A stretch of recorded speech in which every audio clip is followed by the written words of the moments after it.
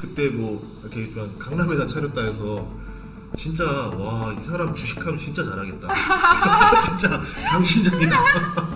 부모님이 지원이 있었어요, 없었어요? 전혀 없었어요. 그럼 제가 한의원 가면 몇 달 만에 뺄 수 있을까요? 지금 몇 킬로세요? 84.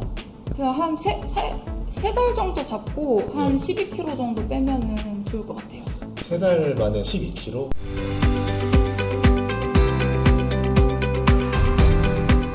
안녕하세요 여러분. 촬영 장소가 바뀌었습니다. 제가 이번에 스마트폰에서 DSLR로 스튜디오를 아주 대대적인 투자를 했는데 그 이유가 이분 때문에. 아 진짜? 진짜 이분 때문에 혹시라도 실례될까 싶어서 제가 DSLR로 싹 다 했습니다. 예. 감사합니다. 네, 반갑습니다. 예. 반갑습니다. 네, 한의사 홍희연 원장님 반갑습니다. 예. 네, 저는 이제 서울에서 다이어트 전문 한의원을 운영하고 있는 한의사 홍희연입니다. 왜 강남 지금 대표 원장이라고 네, 제가 네. 들었어요. 네. 저희가 이제 건강 얘기를 좀 해보려고 하는데 많은 분들이 저희 채널에 의사 선생님들이 가끔씩 나오셔서 공통적으로 하는 말이 있었습니다. 큰일 났다 너 건강. 저보고 제발 건강검진 좀 받으러 가세요 라고 하시는 의사분들이 다 공통적으로 하는 말이었었어요. 한마디로 만성 질병을 가진 몸뚱아리가 됐는데 네, 그래가지고 이 구독자분들도 그러고 뭐 저 강의하러 갈 때마다 다 이제 그러셔가지고 네, 건강을 생각하는데 저뿐만 아니라 많은 사람들이 비슷할 것 같다. 많은 분들이 다 같이 치료받자 라는 의미로 이제 제가 의사분들을 한 분씩 모시고 있거든요. 그래서 오늘 좀 이야기를 해보려고 합니다. 그분들이 뭘 보고 그러셨던 거예요? 배를 보고 나서 이래요. 내시경 안 해봤냐 해서 태어나서 해본 적이 없다. 기겁을 하시더라고요. 그 나이에 내시경 안 하면 간다. 조심해라. 당장 보이는 것부터 조금 해결하고. 네. 왜 문제인 거예요? 배 나오는 게?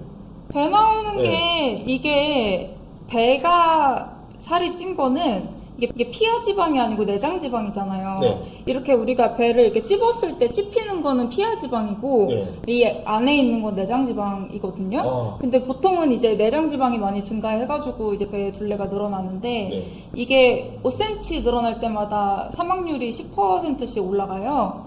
네. 둘레가? 네네, 둘레가, 허리 둘레가. 그래가지고, 이게 피하 지방은 많아져도, 막 이런 데 뚱뚱하고, 막 다리 뚱뚱하고 이래도 사망률에 미치는 영향이 거의 없거든요. 근데 이제 내장 지방 같은 경우에는 사망률로 이제 직결이 되니까 이제 조심하셔야죠. 뭔가, 막 예전에 마르셨을 것 같은 느낌이에요. 말랐죠. 네. 저 60, 한 3kg 되다가 지금 80, 한 4kg? 20kg 쪘잖아요. 20년 동안. 1년에 1kg씩 찐 것 같아요. 그러더니 이제 바지가 너무 이렇게 되다 보니까 이따가 그래서 좀 살기 위해서 찍고 있습니다. 그렇구나. 맞아, 궁금했던 게 MG 원장님이잖아요. 네. MG 원장님이면 직원들도 다 MG인가요? 네. 그러면 솔직히 OX로만 얘기해주세요. 이래서 MG들 안 돼. 했던 적 있다. OX. 오. 당연하죠. 저 약간 젊권이에요, 젊권. 다들 MG에서. 네, 젊은 꼰대여가지고. 저희 직원들도 MG입니다. 네, 아주 신중해야 돼요. 맞아요. 골 때리는 경우 많았었나 보네요. 그쵸. 저희 지금은 이제 가정이 있는지까지 파악을 하고, 이제 책임질 것이 있는지 이 사람에게. 가정이 있는 MG를 뽑겠다. 아니, 뭐, MG 웬만해서는 조금 좀 덜 뽑으려고 하고, 근데 그 좀 젊은 사람을 뽑더라도 뭔가, 가정이 있어야지 뭔가 책임감이 있더라고요. 그러니까 좀 아무래도 회사를 또 운영하다 보니까 좀 책임감 있는 직원이 좀 더 필요하다. 저 절권이라길래 갑자기 너무 제가 공감을 느껴가지고 정권입니다, 저도. 어쩔 수 없어. 자기가 자기 거 하면 어쩔 수가 없어요. 어쩔 수 없이 아니면 회사에 피해가 그만큼 오니까 회사에 피해를 안 주는 직원이 필요한 거잖아요. 그쵸. 몇 년 된 거예요? 지금 개원한 지는? 저 4년 됐어요. 4년이면 나름대로 스트레스 많았었겠다, 그렇죠? 개원한 스토리가 좀 궁금한 게 우선 남들보다 좀 더 젊은 나이에 개원한 거 아니에요? 네, 엄청 일찍 했죠. 그런데 하필 4년 전이면 코로나 때 한창일 때 아니에요? 네. 왜 굳이 그런 힘든 길을 간 거예요? 근데 그게 아니면은 그 선택지가 내가 어디 동네 한의원에서 부원장으로 있으면서 그냥 이제 페이, 약간 페이 닥터인데 근데 맨날 똑같은 거 해. 그쵸. 네. 맨날 똑같은 거 하면서 있을 거냐, 네. 아니면은 내가 하고 싶은 거 할 거냐.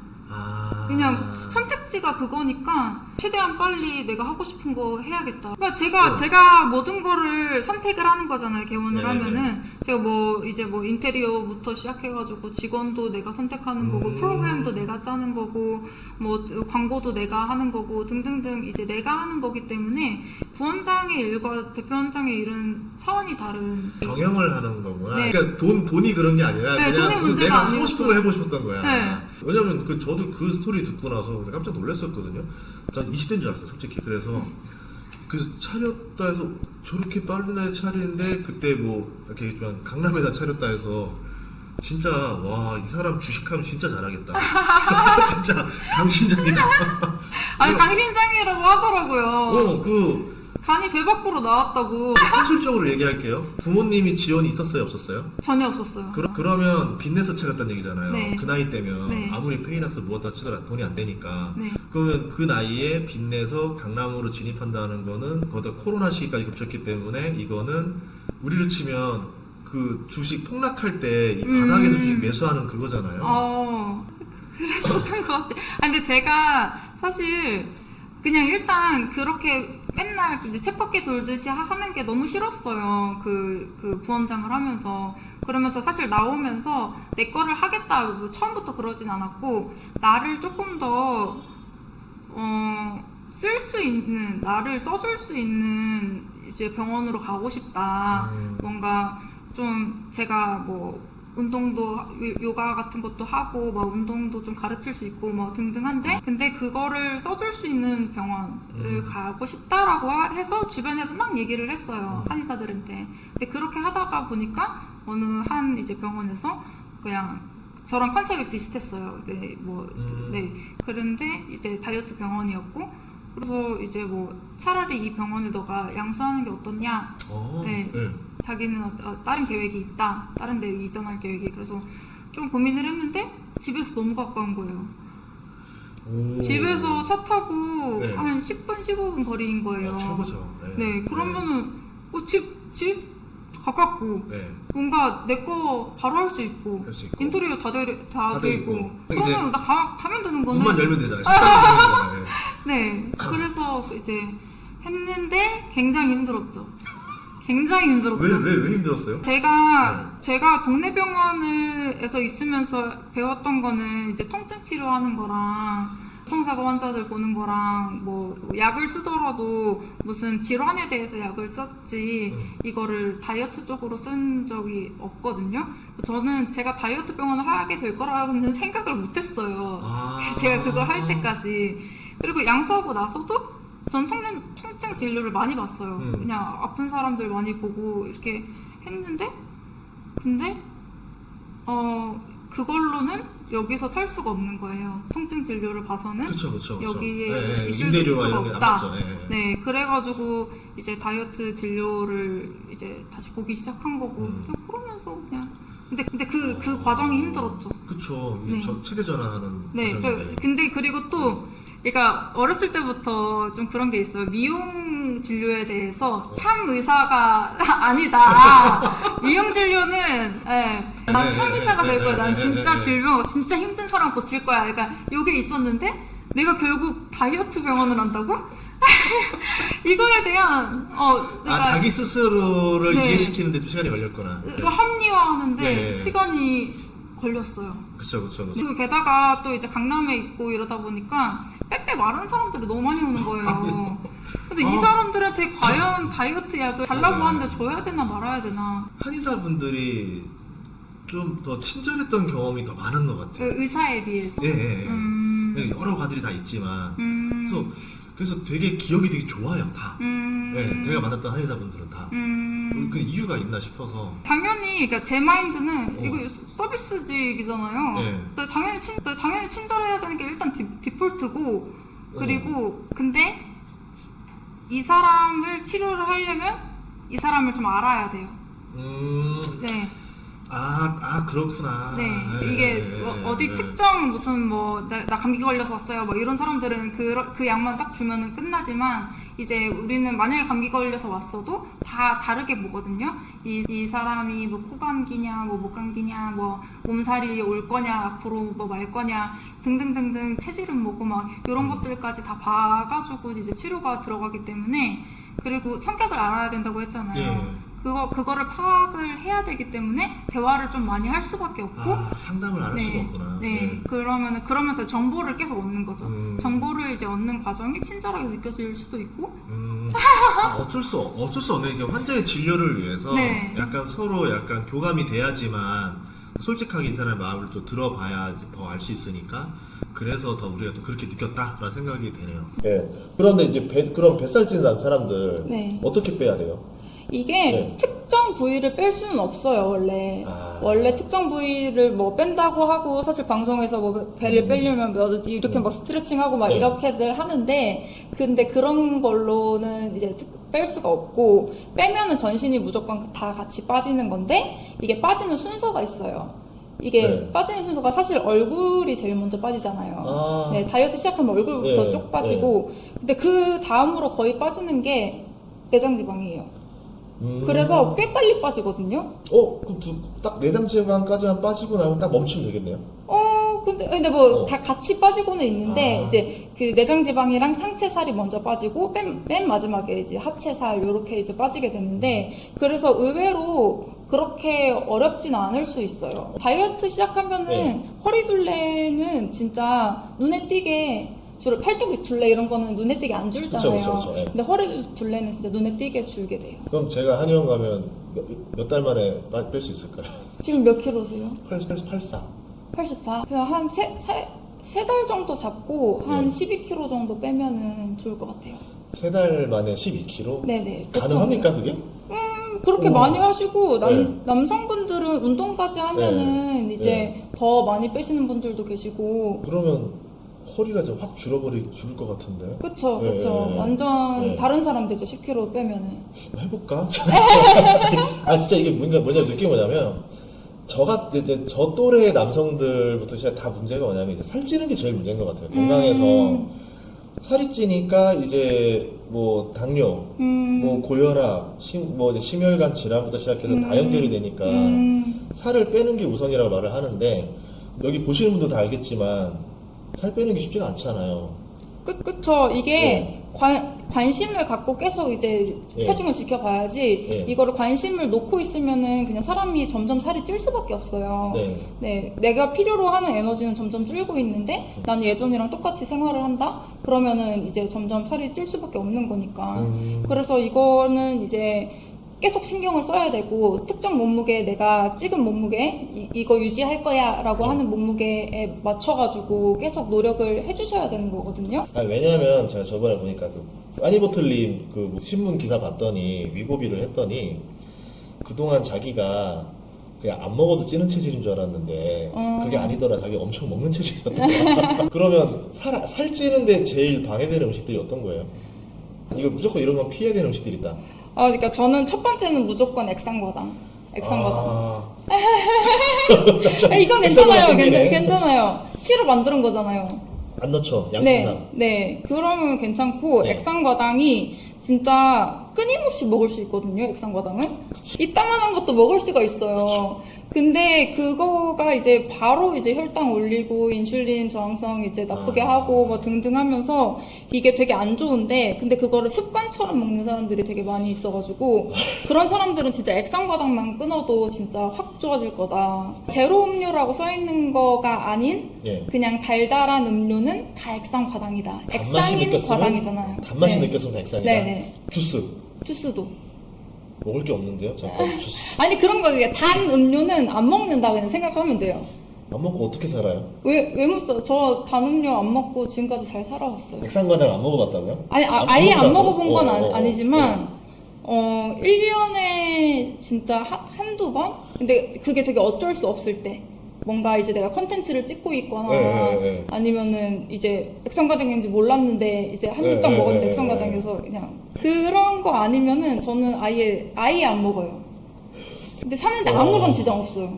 아, 이게 습관이구나. 습관이에요, 습관. 사람들이 일을 하다 보면 스트레스를 받잖아요. 그러니까 이제 콜라를 사 먹게 되고 햄버거 저희도 오늘도 맥모닝 갔었는데 맥모닝에 콜라냐 커피냐를 물어보는데 콜라를 안 먹으면 안 될 것 같은 그 어색함. 제로 콜라 몸에 안 좋다고 그러는데 상관없어요. 아, 뭐 그런 얘기들도 있기는 하고 아직 연구 결과가 충분하진 않아요. 그 제로 음료에 대해서. 근데 그거를 비교를 막 하는 게 뭐 탄산수랑 제로 음료를 비교하고 이러면 말이 안 되잖아요. 그냥 이제 기본 콜라랑 제로 콜라를 비교를 해야 되는 건데 근데 그렇게 따지면은 이제 비교가 안 되죠. 당연히 제로 콜라가 훨씬 나은 거고 탄산수랑 비교해버리면 탄산수가 낫겠죠. 그렇죠, 근데 그렇죠. 이제 차 선택으로 아, 정말 콜라를 못 끊겠거든. 차라리 제로를 먹어라. 네. 예, 그리고 액상과당은 먹지 마라. 네. 그러면 살이 얼마 정도 빠질까요? 효과 있을까? 근데 얼마나 달고 사는지 따라서 이제 그런가? 뭐 다르기는 한데 그래도 막 많이 먹으시는 분들은 그 지속적으로 빠질 거예요. 그 습관을 고치는 거니까 지속적으로 1, 2kg씩 이렇게 좀 빠지실 것 같아요. 그러면 액상과당 끊는 것만으로도 다이어트 효과가 엄청 좋다. 꽤 있다. 자, 그럼 액상과당 말고 또 이런 거 먹으면 안 된다. 그냥 봤을 때 이게 나한테 도움이 1도 안 돼. 이런 음식들 있잖아요. 네. 뭐 예를 들면은 인스턴트 라면. 그냥 누가 봐도 이거는 햄버거, 피자. 그냥 괜찮아요. 진짜요? 네. 그게 의외로 보면은 이제 그 밸런스가 잘 맞거든요. 탄단지 밸런스가 잘 맞고. 맞네. 야채 들어가잖냐. 야채도 들어가 탄수화물도 네. 있고 지방도 있고 뭐 단백질도 있고 그리고 이제 외국에서는 거의 막 주식처럼 먹잖아요. 네. 그래서 그거를 먹고 그냥 사는 사람들도 있는데 그거를 저는 먹지 말라고 하지는 않고 뭐 피자, 뭐 파스타 이런 것들도 다 먹기는 먹는데 양을 조금 줄여라. 네. 근데 그러니까 예전에 어떤 연예인 분이 이제 방송에 나와서 말씀하셨는데 그 라면이 너무 먹고 싶어서 라면 스프를 이렇게 해가지고 거기에다가 계란을 몇 개 넣어가지고 이렇게 드셨다고. 면도 안 먹고? 네, 면을 안 먹고. 근데 저는 그거는 괜찮은 방법이라고 생각을 하거든요. 근데 제가 라면을 안 먹어서. 안 먹어요? 네, 저는 라면을. 네. 진짜 독하다. 네, 저는 진짜 거의 먹어본 적이 없어요. 어디 캠핑을 가가지고 진짜 너무 어쩔 수 없이 막 한 젓가락 먹어야 될 때 막 이럴 때 빼고는 그 다음에 뭐 아이스크림 네. 그리고 편의점에서 파는 약간 과자 같은 것들. 과자. 네. 자, 과자, 라면, 액상과당. 이거 다 하면은 진짜 일반인들이 제일 많이 먹는 음식들 아닌가? 아니 근데 그거 저는 많지 않다고 보거든요.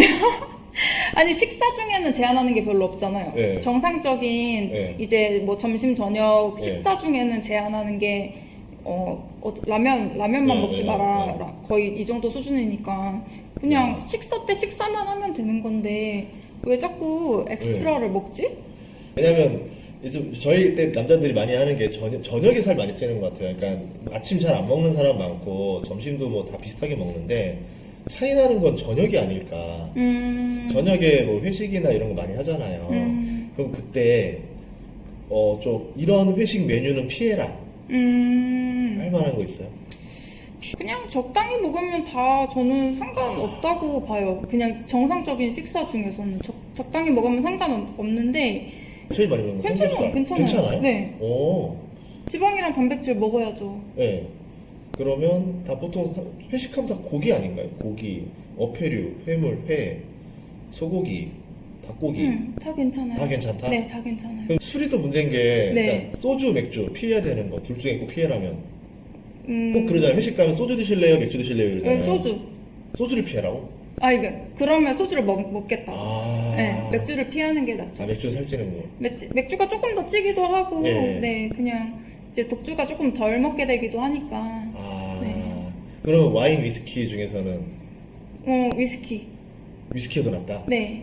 증류수를 먹으라는 얘기네요. 증류주가 네, 좋죠. 알겠습니다. 근데 횟수를 줄여야 돼요. 술 먹는 횟수를 이제 그 일주일에 2번 정도로 줄이면은 그러면 되는데 얼마나 드세요? 저요?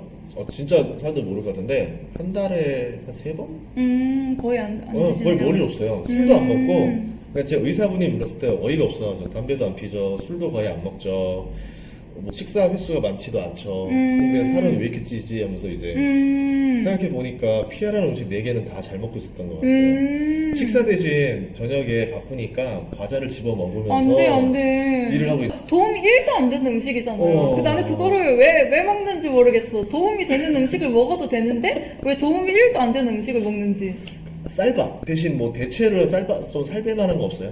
쌀밥 대신? 쌀밥 괜찮아요? 저는 이제 정상적인 이제 대사가 이루어지는 사람들은 쌀밥 어느 정도 먹는 거는 저는 문제 없다고 보기는 하는데 뭐 요즘 곤약밥이나 이제 곤약밥이 전체 다 곤약은 아니잖아요. 맞아, 있어요. 예, 네, 곤약 네, 퍼센테이지가 네. 있고 그런 것들이 이제 뭔가 좀 도움이 될 거고 그냥 양을 조금 줄이는 게 그리고 천천히 먹는 거.